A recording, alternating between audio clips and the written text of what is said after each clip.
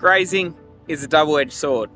If managed well, it can benefit your pasture, but if not managed well, it can damage your soil because poor grazing management leads to overgrazing, and overgrazing can in turn destroy soil ecology and trigger soil erosion.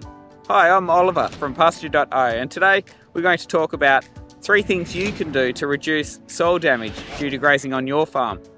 And remember, if you find this video interesting, don't forget to hit that thumbs up and in support of our channel, and tap that subscribe button and share it with your fellow farmers.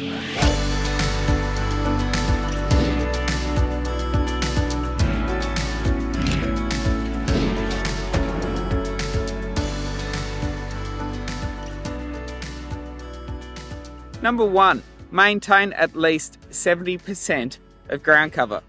This is the single biggest thing you can do to prevent soil erosion and degradation. Did you know a 70% ground cover can reduce your soil erosion and water runoff by over 90%? That's right, a 90% improvement. But how do you maintain 70% ground cover when you have animals waiting to graze pasture? Glad you asked. So that brings us to number 2, practice rotational grazing. Like children choosing ice cream over salad, cows too can be picky eaters when presented with a wide variety of grass species. So instead of allowing your cows to eat what they want to eat from wherever, you give them access to only a small paddock. Hunger and competition will force them to eat everything uniformly, but more importantly, you'll be able to control when your cows enter and exit which paddock. This means that you'll have more control over grazing events and that you'll be able to maintain post-grazing pasture residuals. This practice is a neat way to balance the grazing needs of your herd and the ground cover needs of your soil. But more often than not, rotational grazing alone can't help you maintain adequate grass cover.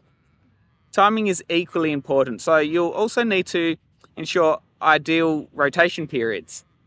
And now for number 3, choose rotation periods based on how well your grass is growing. As you know, your grass growth will depend on factors such as moisture levels, soil fertility, grazing patterns, and your local season.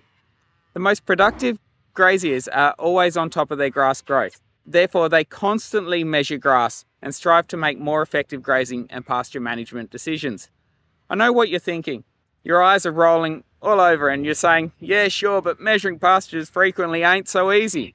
I hear you. I grew up on a 3rd generation dairy farm, the same farm that I'm filming this video on right now. So I know how painful, tiresome and costly measuring your pastures can be, and that's why I started Pasture.io, to help farmers like you measure pasture growth rates automatically and without any manual effort at a marginal per hectare cost. So it's time to throw out the "it's too time consuming and costly" excuse, and it's time to start measuring pasture growth rates the smart way. Check out Pasture.io. That wraps up the 3 most important things you can do to prevent soil damage due to grazing. And to summarize quickly, maintain that ground cover, practice rotational grazing, and set an appropriate grazing rotation speed. I hope you enjoyed this video, and if you did, don't forget to hit that thumbs up and subscribe button and share it with your fellow farmers. Until we meet again, happy farming.